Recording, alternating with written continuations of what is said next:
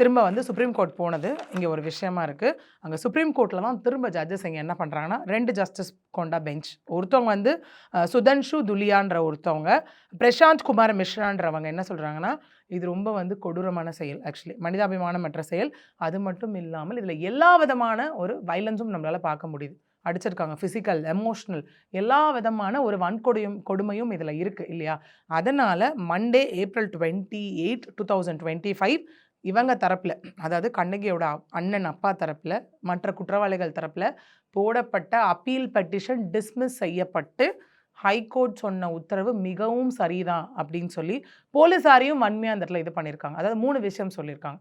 அதாவது இந்த குற்றங்களுக்கு உடந்தையாக இருந்தல், வன்கொடுமை அவங்க கூட சேர்ந்து பண்ணது, இன்னொன்று தடயங்களை அழித்தல். ஏன்னா இங்கே மெயினான தடயம் சிபிஐ தான் தெரியுமா கைப்பற்றினாங்க. அந்த பாய்சன் கொடுத்த டம்ளர்ஸ் இருக்கு இல்லையா, டம்ளர், இதுதான் பெரிய சாட்சியம். சர்க்கம்ஸ்டான்ஷியல் எவிடன்சஸ் அதில் பெருசாக பார்க்கப்பட்ட விஷயம். இதுதான் இந்த கேஸ் அங்கே ஆரம்பித்து இங்கே வந்த ஒரு பெரிய டர்னாகவே இருக்குது இன்னைக்கு.